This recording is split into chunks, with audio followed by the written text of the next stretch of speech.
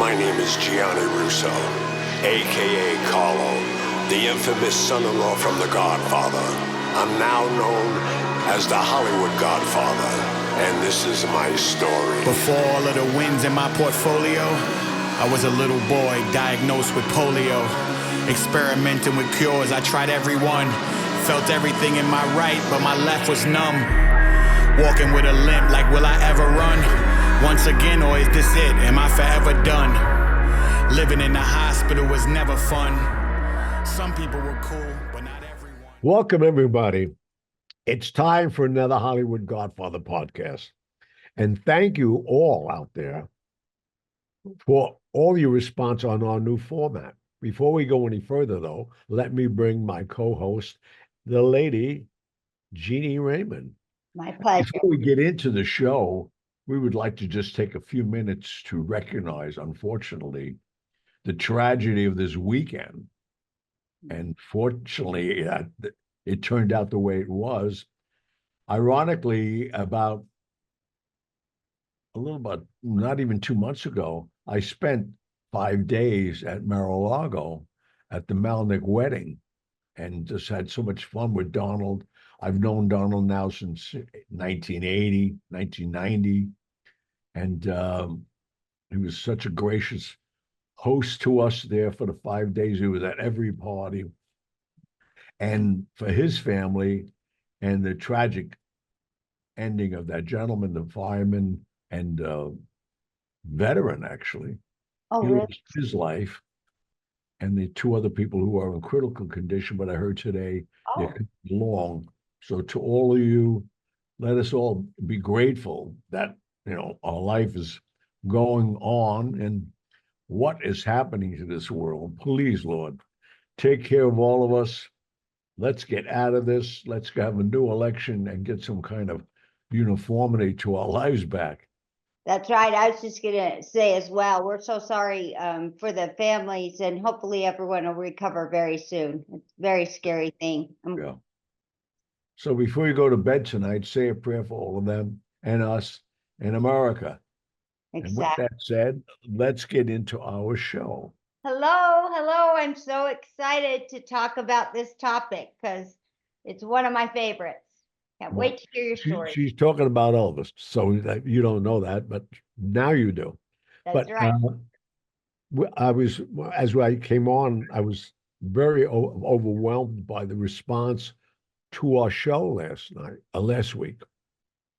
And the new format, it's just you and I telling stories, and I've gotten so many positive responses just saying, this is what we want to hear more about your stories. You bring on these guests, they're great, but it's Hollywood Godfather. You're the Hollywood Godfather. So thank you for reminding me of that. Now, Rebecca was one of the first people who made these requests, and we never got to her show on Elvis. She made a request, wanted to know Dr. Elias Ganam and Elvis. And I met Elvis before Dr. Elias Ganam. For people who don't know who Elias Ganam is, we have two L's here tonight, Elias and Elvis. But Elias is from Palestine, came to America on a medical scholarship, became a very well-known doctor, and set up shop in the International Hotel. And that's how he met Elvis, because Elvis made the big debut there once they opened it up. And it was the first showroom that could sit 1,500 people, not 300 or 400 people. But with that said, let's go to the history of Elvis. Elvis, I had to do this research myself because chronologically, what Rebecca asked for, which is funny, we should go through it anyway. She said, I'd like to know the following. Elias Ganam, Chris Karamanis. Now, Chris Karamanis is a cagey guy. I don't know who that was. Jet Avia and their two crashes. Then she got into Jimmy Chagra, the FBI. She named the judge. And I'm saying to myself, I don't know if this girl's trying to get me indicted or or, or entertainer. So Right. what I guarantee you we're going to talk about tonight is at least two out of your list. First, Elvis, and that's how we'll all meet Dr. Ganam. And let's take it in chronological order.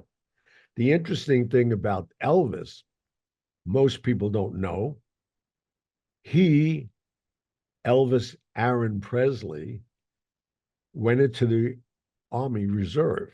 That's what confused me too, because I lost almost 3 years of when he was in the Army. He went in the Army in Memphis, Tennessee, March 24th, 1958. He spent 3 days at Fort Cathy and then left and went to duty in reserve and was shipped overseas. And he was there for 6 months. And when he got mustered out is when I met him, because that's when they did the big TV special. And fortunately, I was invited to go down there. And when I went, Sinatra was hosting a TV special from the Fontainebleau Hotel.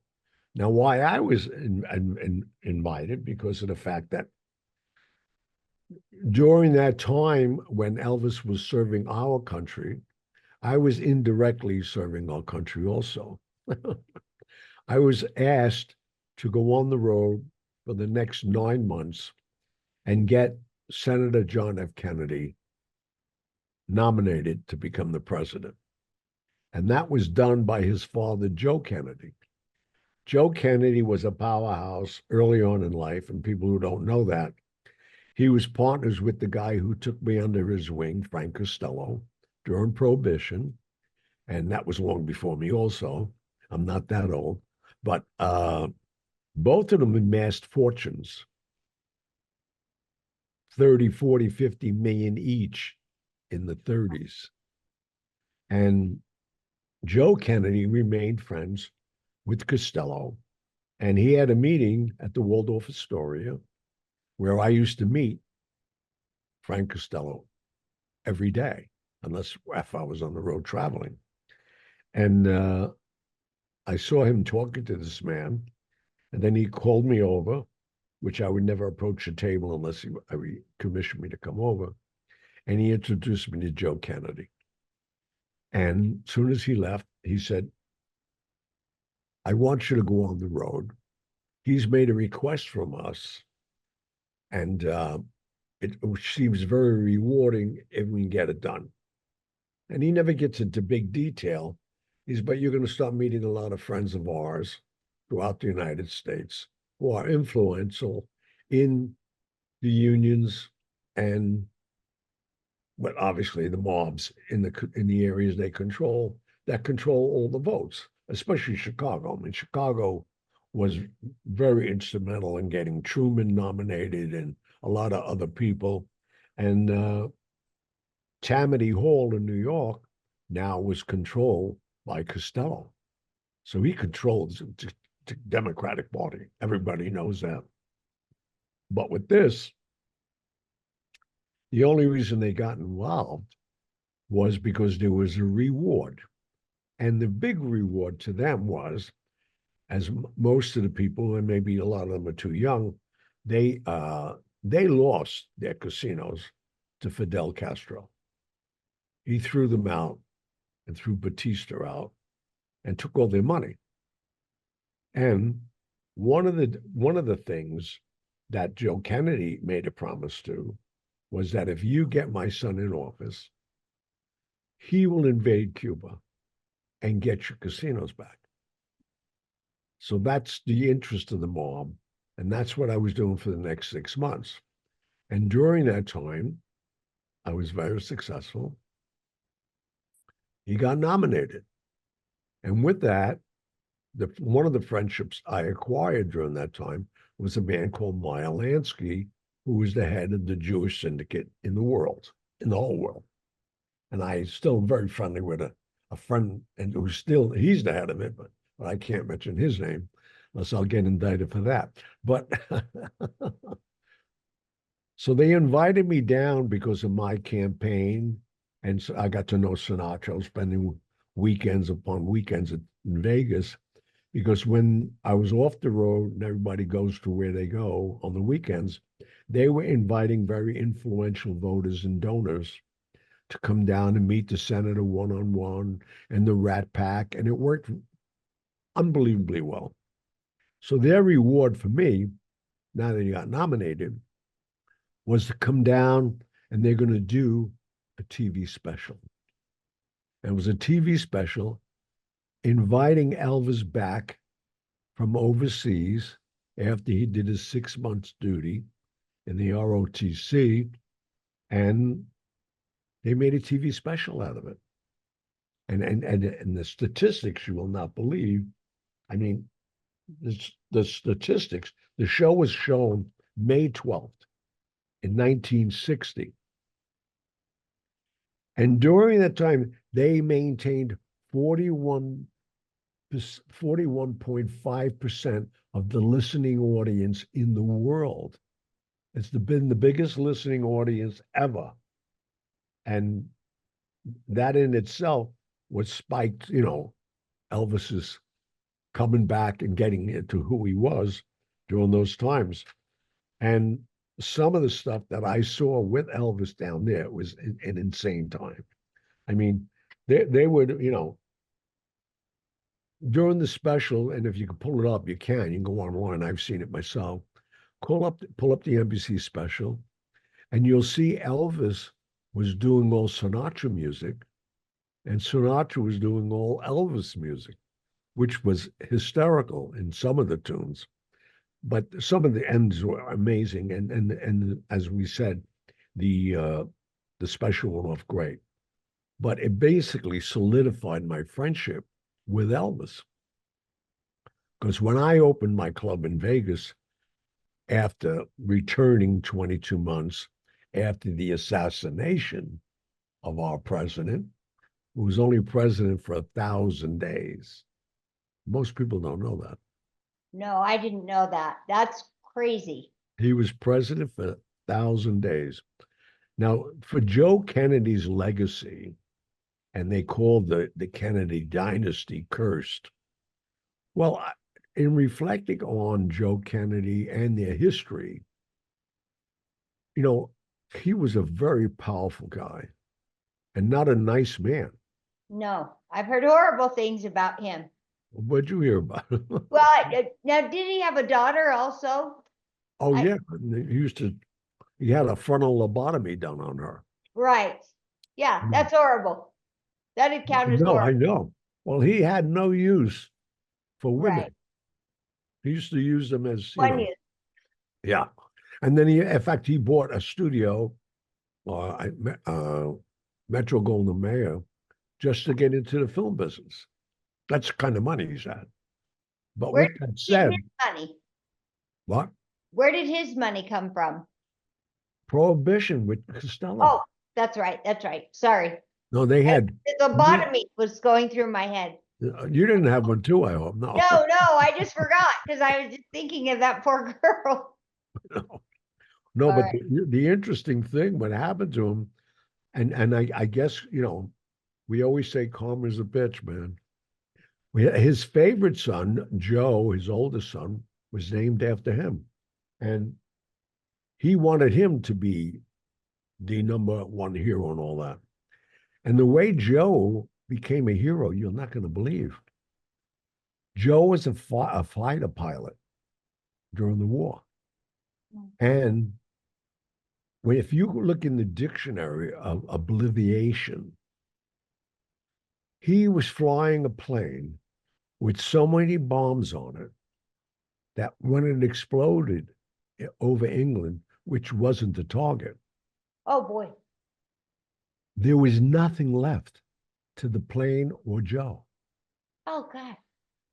So that's how John became the favorite son. There was only 3 sons left. It was John, Robert, and Teddy. And the father was passionate about getting one of his sons in the White House. And now it was John, and he had the shot. He did it. We did it, meaning all my campaigning and all the unions and all that.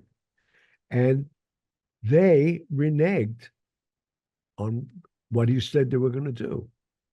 The Wow. biggest mistake they made, the Kennedys, was John appointed his brother Robert as the Attorney General. And Robert hated his father, his friends, his connections. And he was the mama's favorite little child.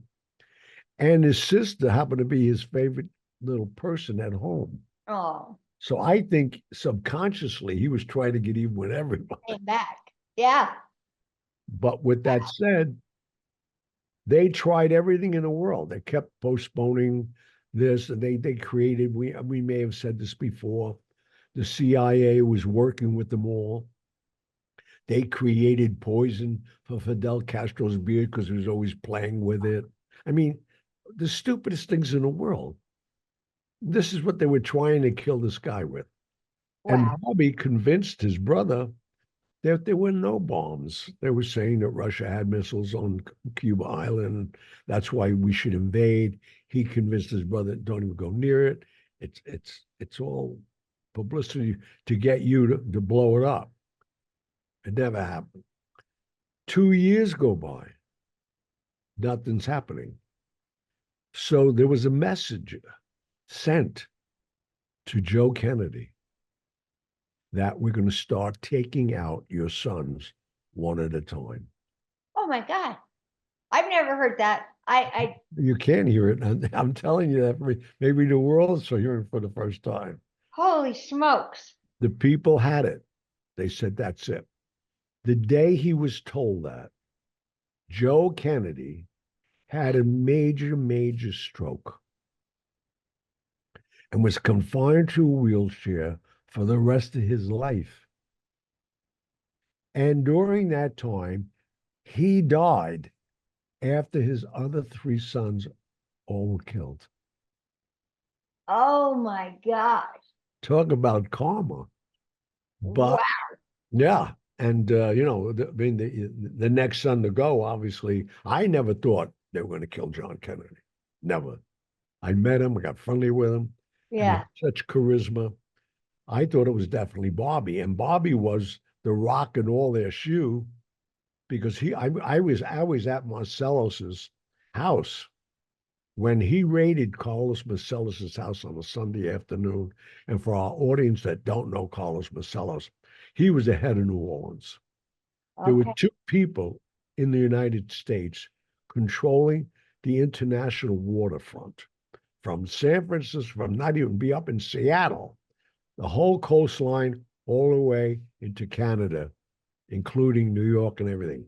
Him being in New Orleans, he had New Orleans West, and Tony Anastasia, who just happened to be my godfather Oh my gosh. and my Christian godfather, great old man. When I found out later on, his brother Albert Anastasia created Murder Incorporated. Right. They annihilated him at the Park Sheridan while he was getting a shave. But you hear these stories, and Wow. I'm glad that people are requesting them now, and the statutes of limitation are done. So I can't get indicted for my knowledge. The world knows that there's places to find it, like I did. I Right. found all of this. I don't know who did what and where. I did research. Did How are you we going on time? Should we do a commercial? We're ready for a commercial right now. Perfect timing. Right. All right. We're going to take a commercial. Don't go nowhere. We will find you. You know that. Vinny from South Philly here. I'm going to tell you, I had one of the best Sunday dinners in a long time. I'm going to tell you why. Right here. Corleone, fine Italian, brother. This stuff is the real deal. Now, I know what you're thinking. Everybody knows me out there. They know. I make my own sauce. I make my own gravy. I make my own pasta. I don't buy this stuff in the store. However, I made an exception. Why? Because my friend Johnny Russo out there, I know what he's capable of doing. I know what he's about. He's about quality. So I got to take a shot. And I'm glad I did. Because, see, I've had dinner all over the world, but this product brings me back to Italy. We got the olive oil, And I've lived in Italy, okay? I lived in Calabria. I've went to Sicily. I've been in Messina. I've been to Palermo. I've been everywhere. And this oil reminds me of an old Italian couple that my father used to buy olive oil from. They used to live in the mountains and they used to make their oil pure from their own olive grove. This is it. This is it. It brings me right back to that. And you don't need a lot. You put a little in your salad, you marinate. I mean, come on. You can figure it out. This is the real stuff. I also got their arrabbiata, okay? Again, I don't buy this stuff, but I made an exception. I'm glad I did. I highly, highly, highly encourage you to try this stuff. You won't be sorry, okay? Give it a shot. You go to Corleone Fine Italian. You order it. It comes to the door. And then all we got to do is put it together. And I'm sure you can look it up. And if you don't know how to cook it, you ask me. And I'll be over for dinner. Enjoy. All right, we're back. We were talking about the assassination of Kennedy and how that came about. And getting back to, which we can now, when I met Elvis at his special, and then there was an interruption, unfortunately, and I really felt bad about it because I was going under the Verrazano Bridge. I can remember it like it was yesterday, November 22nd, 1963. They made an announcement that Kennedy, the president has been shot, but not dead yet.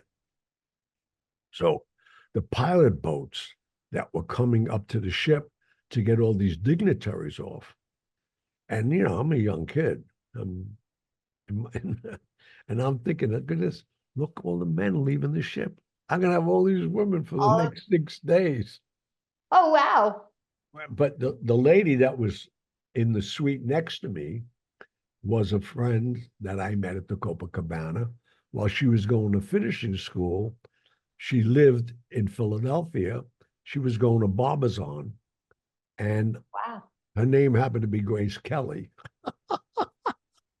Holy smokes. So when I got on the ship and they took me to my room,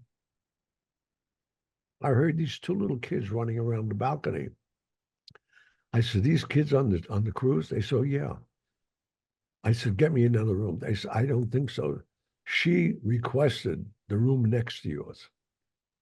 I said, "Well, who is she?" And he said, "Grace Kelly." I said, "Are you kidding me?" Because she only had Albert and Carolyn at the time. Fortunately, for the next 6 days, I'm glad I had somebody to drink with because the ship was a morgue. Imagine the Kennedys. Once we got out to sea, we got the news bulletin that he died. And Wow. well, with all that said, let's keep in the continuity. So now, the next day, we see Lee Harvey Oswald coming. You know, they shot him. And I'm saying, wait a minute, I just saw that guy. I saw him down in New Orleans. He was at Moscow's having dinner. Wow. And he put two and two together. I didn't know who the guy was. And then a guy who works for Costello for 100 years, Jack Ruby ran all the slot machines that Costello and Ricardo had throughout the United States. They had pop-up casinos. They had over 25,000 slot machines, illegal slot machines. And Jack Ruby ran all of that out of Texas. And I'm saying, wait a minute, that's Jack Ruby. They convinced Jack Ruby to shoot Lee Harvey Oswald. He'll become a hero because he killed the guy that assassinated Kennedy. Only to find out later on, his bullet missed everybody. The guy who killed him was a personal friend of mine. Yeah, I just saw your look on your face, Jeannie. Johnny Rosselli was a guy I got to know, and the CIA was training him to kill Fidel Castro. Him and Santo Trafficante in Florida. Santo Trafficante remained friends with Castro. I mean, this stuff you can't even find anywhere. They were training him to kill Castro, and then they ended up staying friends? Well, they stayed friends, but nobody knew that. See, the CIA knew that he can get to Castro. So they made a deal with him saying, we'll eradicate everything we know about you. And you and Johnny Rosselli They were trained for them by marksmen. They tried everything for months. And now it got to be the guys in office for 1,000 days, which I think was insane to the day they killed him. Wow. And the father was oblivious to it all. Well, All- 'cause how bad was he after his stroke? he was a vegetable. Oh, you said he was in a wheelchair, but I didn't know if he No, was able to. his Oh, mind he was was gone. gone. Everything. No, everything was gone. I mean, Oh my, talk about karma. yeah. So now I come back to the United States, and I mean, these are things that are part of American history. I land at JFK. This was 22 months after the assassination. It's 1965. I get off the plane. The people are picketing JFK, protesting our American soldiers because of Vietnam. And I'm saying, what's going on? They should see the world now how screwed it up. Oh, Everybody that was screwed up. So I get to a phone and I call Costello. I say, I just landed. He said, okay. He says, don't come here. That's okay. He says, and at that time, before 9/11, you could fly as Mary yeah. Poppins. I went to the airport. He says, go to California, go to Vegas rather, and check into the Tropicana Hotel. Nick Tano is the general manager. He knows you're coming. It's all right. He said, then call me when you get there. So, like, all I've ever done for this guy in the last 5 or 6 years is follow his orders. Right. So now I go down there, meet with Nick Tano in a couple of days, and I called him. I said, how long am I going to be here, Mr. C? He said, well, you got a lot of heat in New York. Let's wait for some of this stuff to calm down with the assassination. Okay. I find out that my friend Elvis Presley is appearing in town, my newfound friend before I left. Holy cow. Because, I was at the special, I met him with Sinatra. So I call him up, I go see him. He was at the Lost Frontier doing 2 shows a night already. And I said, I'm opening a club here. I'd like you to be my guest every night. I'll send a limousine, pick you up and all that. And what was good about that club, because I just needed something to do. And then I'd be going to Beverly Hills during the week and all that. But the weekends you wanted to be in Vegas anyway. So with that said, I opened my club Thursday at midnight to 6 in the morning, Friday night at midnight to 6 in the morning, and Saturday night. I operated the most successful nightclub in the history of Vegas yet. Only 18 hours a week. Was that Tiffany's or was that? Tiffany's. Tiffany's was before State Street. And how I did that, soon as Elvis was coming every night, he loved it, and we took care of him, and not that he needed taken care of. I went right to the PBX operators at the hotel, and I knew everybody that owned like ABC cabs, all the cabs. I mean, Herb Tolman, all the guys I knew them personally. So I knew how to. I said, all the PBX operators. I said, could you do me a favor? I'm good friends with Mr. Tolman. Let any customer know that Elvis Presley is at Tiffany's, the new club at the Tropicana Hotel. Well, in hours, I had lines there. Oh And my that God. went on forever. And Elvis loved it. Oh, 'Cause, he was roped off, he'd wave and, that. And see, what people didn't know about Vegas, up until our cameras that have their own phones, cameras on it, there was no cameras allowed in Vegas. oh, that's right.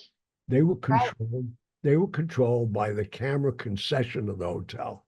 If you wanted to take a picture, you had to call that girl and go into a restaurant. Even Sinatra, anybody wanted a picture taken with anybody, because then they could control the negative.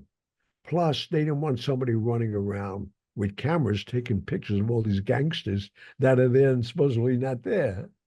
Oh, wow. But Wow. it gets deeper than that, because they didn't want anybody known who was cheating being there Oh, of course. with their wives and their girlfriends. So it was a big business opportunity. Yeah, that cell phone gets a lot of people in trouble. That's called evidence. And not only that, and that all changed when our good friend who became a good friend to me, Howard Hughes, which is another whole story. But Oh yeah. the situation with Elvis, I mean, seeing him doing 2 shows a night and Colonel Parker, I mean, Pocketing all the money.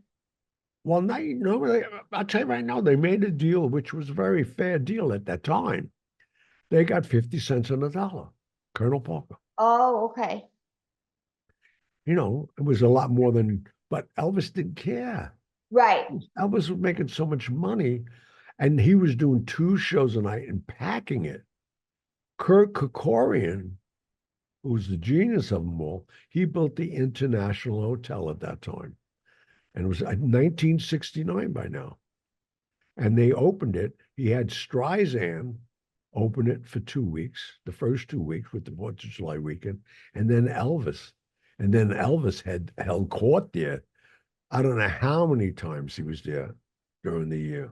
In fact, they made it Elvis Week. They did. I mean, you couldn't believe it. And that was the showroom that had a balcony, which you could sell lower price tickets for. But they'd put 1,500 people in twice a night.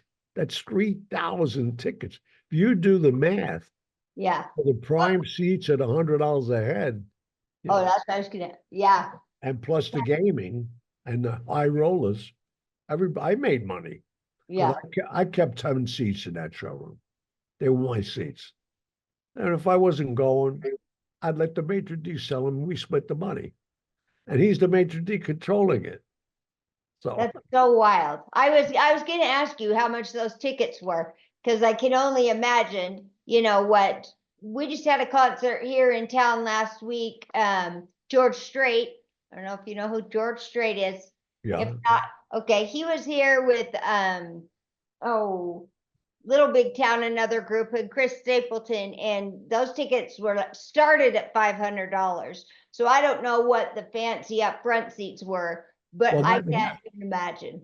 that at that time they were not even thought of those prices that high. Right. That's what This is I'm before scalping is now. sure. Telemarketing and Live Nations, they buy all those tickets. They Right. have scalpers that go buy them themselves because it's illegal. Right.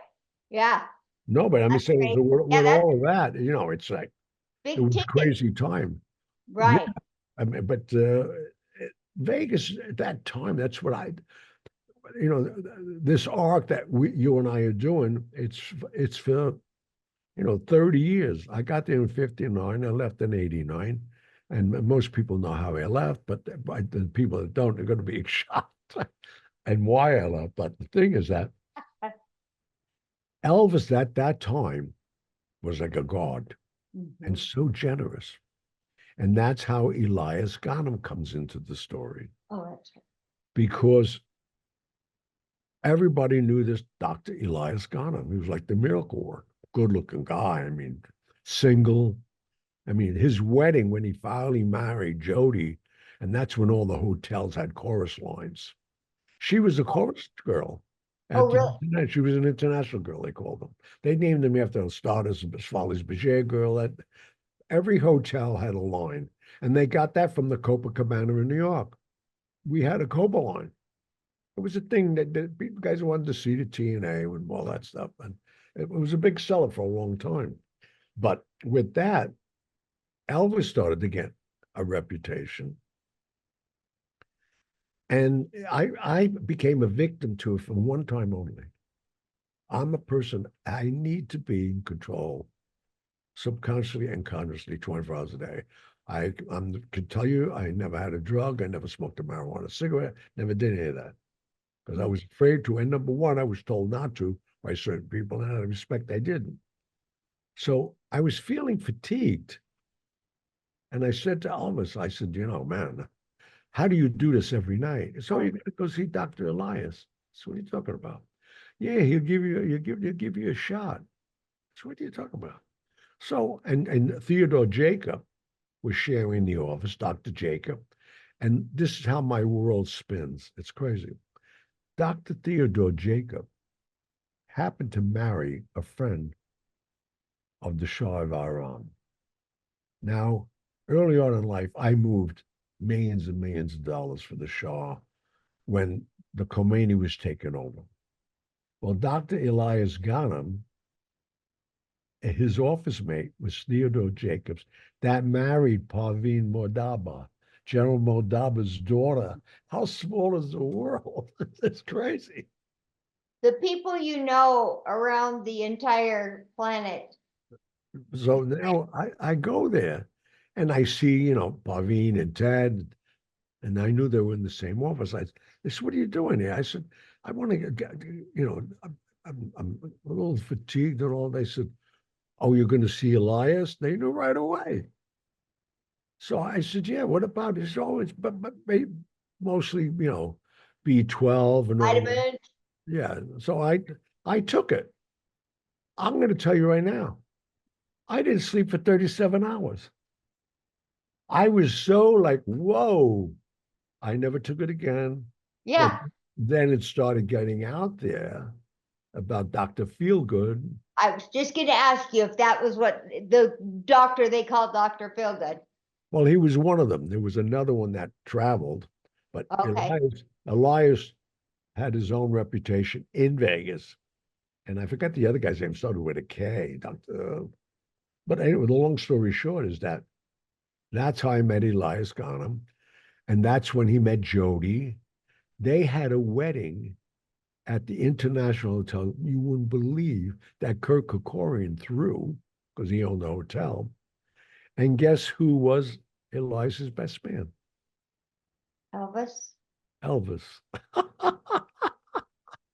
That's wild.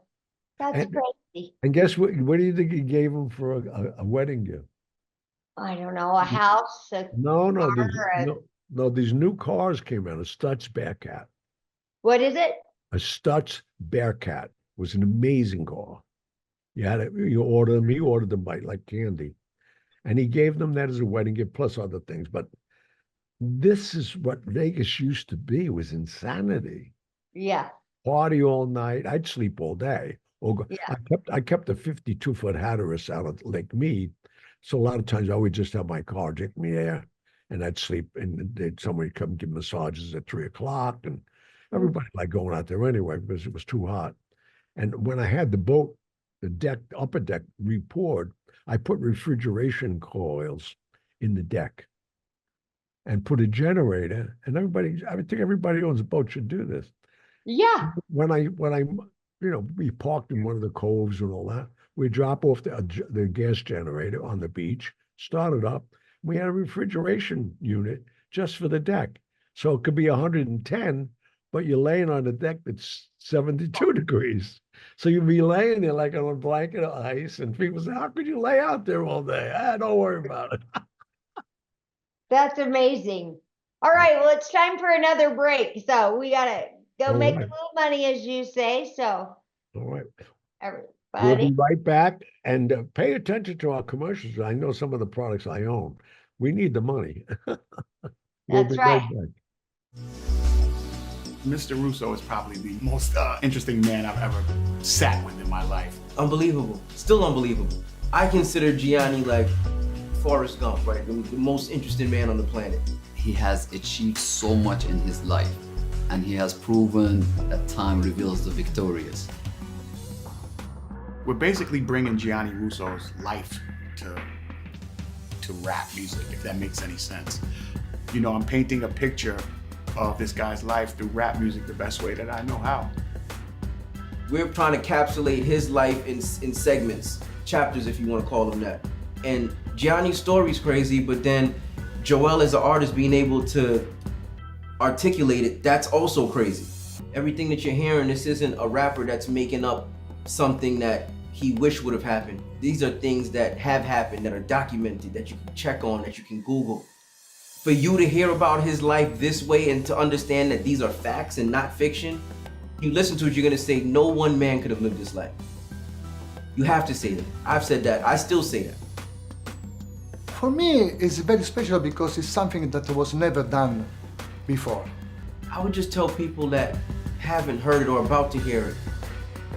If you could watch a movie about the world's most interesting person, would you watch it? This is that movie. You'd want to watch that. Okay, we're back.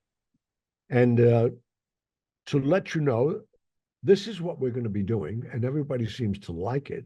So we need your cards and letters. If there's somebody you know in this time frame of 30 years in Vegas that you want to talk about, that I probably get to them anyway, but or her, let me know. Stars, whoever they could be. And we're going to be talking about Siegfried and Roy next week, because how I got attacked before Siegfried did with his cat in my own house. Oh my word. And the parties at my townhouse, and we were called in by the censorship of NBC that the show is a little risque. Can you please clean it up a little bit, lest you're coming off the air? That in itself is a hysterical topic. And when you find out how we cleaned up the show, it's even funnier. So please have the cards and letters keep coming. We love doing this. It's Jeannie and I, and I think we'll keep you entertained. What do you think? I think so too. Yeah, everybody, we're on Facebook. We are on Instagram. Please go there. You're welcome to ask those questions there. You can go to our website, Hollywood Godfather Podcast, and send those questions in, because I'll tell you what, I love these stories, and I am lucky enough to have joined Gianni, and I can ask him questions right now, but we want to answer the questions you guys have. So write on any of those platforms, and let's get Gianni talking about things we want to know, because he's got great stories, and I love to hear them, and I know all of you guys want to hear stuff too. So please write in. I appreciate it. So all of you have a great week, and we'll see you next week on the radio. All right. Hey, thanks. Have a great night. Good night.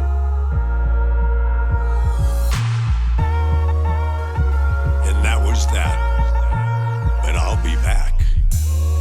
No regrets, no complaints. Lived a life with no restraints.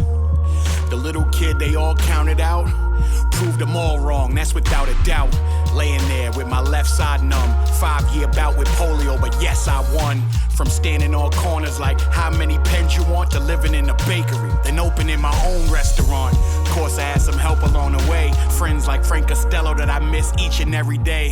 Things from many years ago still resonate.